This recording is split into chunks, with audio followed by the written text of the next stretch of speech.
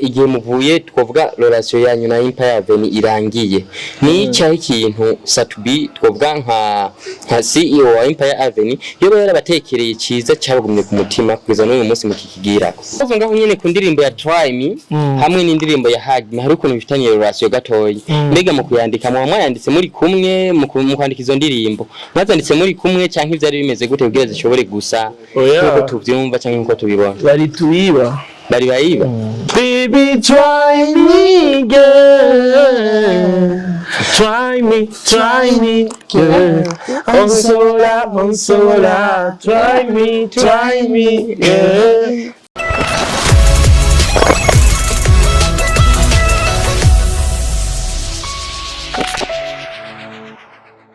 Bonjour, bon après-midi, c'est Roland Moumou, ça y est, une Big TV, télévision nziza. Kuri microphone ni MC Masezerano behind camera ntayigera avugwa mu izina n'umunsi udasanzwe rero mubona ko uri very special ati muri kumwe n'abandi rero narababwiye ko ntazigera ndabatengusha igihe cyose nzokoma ndabazana ibintu bishasha kubera turi muri novela murabizi rero murabona ko magatiwe n'amatipe y'abajeya abatipe y'ababeje murabibona neza ibubamfu bwanjye sinzi uburyo bwanjye sinzi ariko icyo nizera cyoce iyo tuvuze best life music murabizi bica biba ni ibintu by'umuriro gusa Yeah. Poa. Nizera kumeze neza. Neza mama. Ko wagize inzobe. Abo? Korogo. Unajipanga korogo hapo. Nazo. Melody. Zamasiku? Poa. Nikamvuga ati Mervi. Terwa nake? Take 5 kwana. Ariko sorry gato wavuze abo turi kumwe mugabo jewe wanyibagiye gatoyi gusa siko dushobora kwidondora. Kugenda neza ni Stanley promoter on the micro busa neza kari kuri Stanley TV worldwide niyo turi kuno mwanya turi kumwe na Big TV na Big TV hamwe n'umugumenyekanye cyane wa Best Wife Music niyo tugiye kuyaga byinshi kugira mushobore kumenya bimwe mu byo baciyemwo mu byo barimwo mu byo bazobamwo kinshi nivyo jera banavuze ikintu kimwe ati niwo nk'urukwavu aremera ko runyaruka kabisa abo batike ndabonye baranyisferenga sana tu uwo babona ntihagira icyo ikimuje mu inspiration muje mu yobarinde nawe nimba hari nabivuge nga turahari kugira dushobore kumenya uyo muntu savuga n'icabahora ego ni muri commentaire zisangayo tugiye kuyaga umwanya muto nya turabona ko munarushe ndabona nga Melody wewe yatara bazunga baguzunga nizuba ko ryatanguye kwaka kandi kibazo biza no kwara umutaka n'umwaka mushasha n'ibintu bishasha turabyizera Yego rero nizera ko mutuzaniye ibindi bisasu bishasha mu mwaka singiye kuvuga ku cyumweru gakomba cyo cyaranyishe bacita gute haje hariyo try me na wonderful cyane muri izo zati wera ko uri mu rukundo no maso iraboneka iri kuri wonderful love biraboneka ko uri mu rukundo n'umudiaspora Melody rero Jesse ari gihe bashobora kuba barabibagiye ariko tugomba tubemeze ni best life music igihe cyose never give up suko none twacishije ko nakapera kuri wonderful love baby girl we fire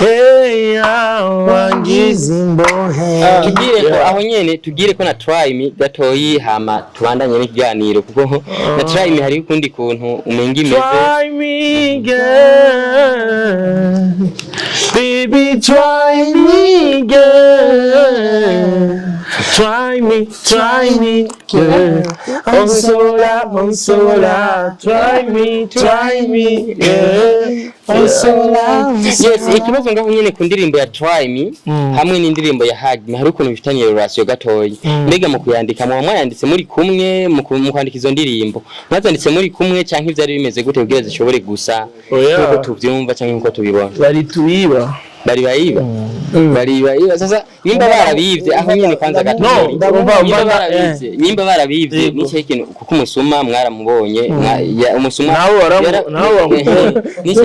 wagumona nirimo sasa kama nyi wali waiba misi kujua kama wali waiba mwakoze iki ni cyo kintu muri ko murategura kugira mushobore gusubizwa ivyanyu kuko uwibwa arafise yo kudeklara si iyo afere tukachafika nayo mbali paske vitu vyetu vyote vinajulikana, vinaandikiwa na mategeko vyote, ariko tukaona bon c'est pas la peine twende naye nini ndio kama alivifanya kwetu. Kesho atakutana na mpaka mtu mwenye atabifanyia watatokea nje, unaona, so itatokea vurugu.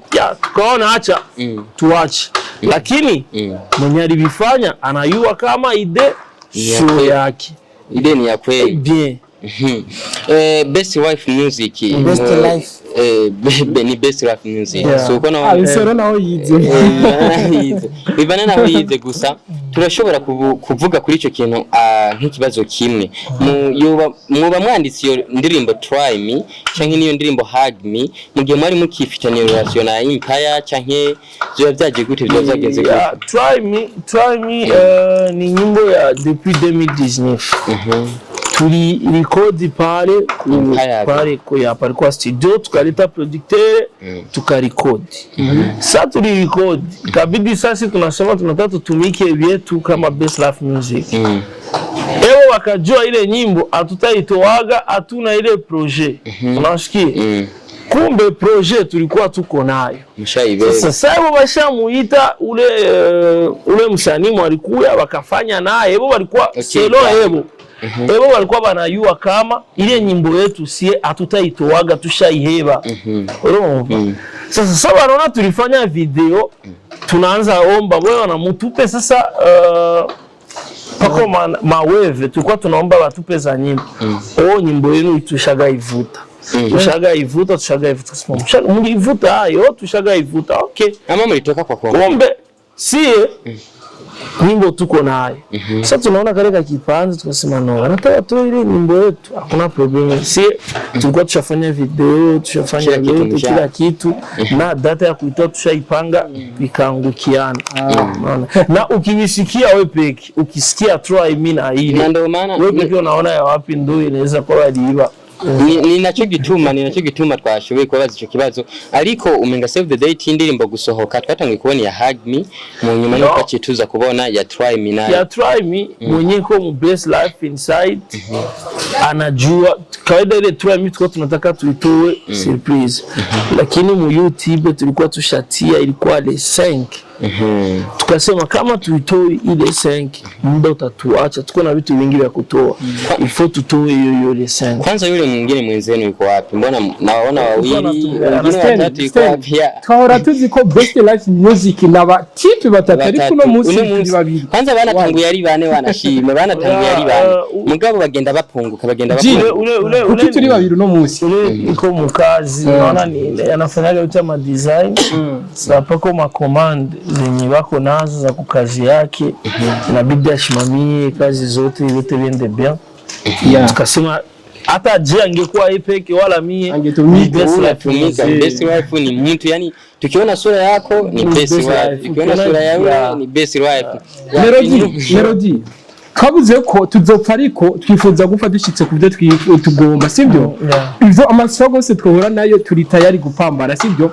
Ni bihe bitari byoroshe kuri best life music twibwa baduhakingira Facebook yacu, bitari bihe bimeze gute kiriya gihe mwavyakiriye gute? Bon ni kama vile vitu yenye tulitumikia muda wote vijenda vinapotea. Unaona vinapasha mkichwa kuchanganya kidogo, ujulize nitafanya haya, inabidi kuya, lakini si situation kama hizi sio ya mara kwanza. Tulikuwaga tuko 8 persone na watu wengi nyuma yetu. Kila mmoja ndaga natoka tukapita ma situation kama hizi, kuchanger ma Facebook ma vitu gani. Na hivi tunaona hata YouTube imechangiwa. Na YouTube tumechange juu tunataka tuanze yote vipi. Palikuwa probleme ya ma AdSense franga zikui kwetu si zinangwa zipitie fasi ndo watu. Sasa tukaachana navyo jikboko. Ati vyari bihe bitoroshe rero ndakubaza wavyakiriye gute ijoro cyangwa igitondo wavyuka ubusanga Facebook yanyu bayihakinze, wavyakiriye gute mu mutima cyangwa mu bwonko? Ni kihe kintu cyambere cyatangwe kuzabo?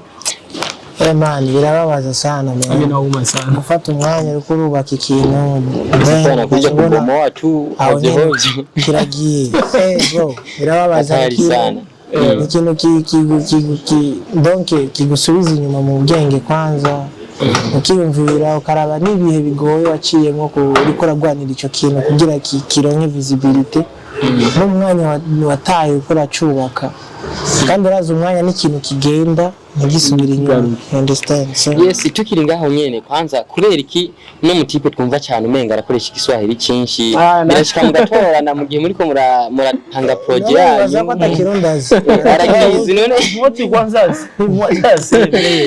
mu gihe muriko murapanga project yanyu muyitegura mu rurimi rwahe mushobora kumvikanamo mwese ni Kirundi ni Kiswahili ni Cyongereza ni Gifaransa ko twumva cyane wewe turakubaza mu Kirundi yego mugabo response ziza mu Giswahili Ikirundi uracumva ntukivuga canke urakivuga shiragize ukizi nakisema lakini mimi nilikomalia fasi wanaita buiza na kajua na nikasoma masomo yenye hayongei Kirundi unaelewa sasa ikakuwa ngumu kidogo lakini nakisema nikipenda nakisema nikipenda nasema tuvuge Kirundi gato kinaweza kikanisumbua tonalite ariko nakiongea akandi kabazo kancanganya gato ni best life nkaje ngerageje gusubira inyuma gato y'umuziki wanyu aho mwatanguriye ingene vyagenze abantu mbona umenga mwaratanguye ku ndirimbo za hip hop zo mudiho wa hip hop muguno munsi nkaba mbona umenga muriko murazana za afro za R&B bimeze gute byahindutse gute byatewe n'iki so wafite afrobeat suno munsi tuyitanguye ndavuze kubibanye n'ingene nabonye mwatanguye umuziki urumva afrobeat ni afro urumva ni ikintu kirepresenta Afrika cyane rusange niyo mpamvu umva afro ya afro irimo Afrika ako ni ari mukazi Afrika beat nizijya beat usanga nyine zo muri Afrika niyo mpamvu ugerageje gufata umuziki wo muri Afrika ukawugereranya no wo muri Amerika bitandukanira binini urumva sasa rero twavuze ati reka duteze akaranga kiwacu imbere dukore afrobeat kubera abazungu nabo bakora ivyabo kugira hazaza habe itandukaniro hagati y'umuziki w'abirabure n'umuziki w'abazungu ego reka nitubarambire reka dukoreshe umwanya nkuko bisanzwe biri gusa tugaruke nabishashye byakahise namamba kuvyibuka ico tuzi tuzotera imbere sivyo none gusa barongera bakavuga ati kahise kuba kazoza ni kibazo cyane ngiye kubabaza YouTube yacu irahuye n'ibibazo sero na laboratoire turimo turatandukanye nitubigaruka ko kuko nta mahera promotion baduhaye sibyo ariko byarabaye nizera ko na aina bibazo juu ya ile lebo sio ya ile lebo ile YouTube uno munsi rero twakeye YouTube nshasha dutanguranye n'igikorwa gishasha sibyo wonderful life love zaje good inspiration yavuye Kamirodi ko numva ni butangura ngo yakugize iki inspiration ilitoka kila mtu alikuwa kwa mapenzi huyo alikuwa kwa mapenzi yake wanamshika bien mie sana hivyo naye hivyo tukasema okay sasa tuko studio tukaleta maide zikaanguka kila mtu yuko naimba tu ya kupendana iko bien mapenzi nini na nini okay arikaze ngiye kubaza melody wenye no munsi nuhira arikaze ngiye kubaza kubera iki none twaje kwisora kuri Saint Valentin tayisora imbere ya Saint Valentin cyangwa inyuma Saint Valentin parce que kwanza ni anniversaire ya GP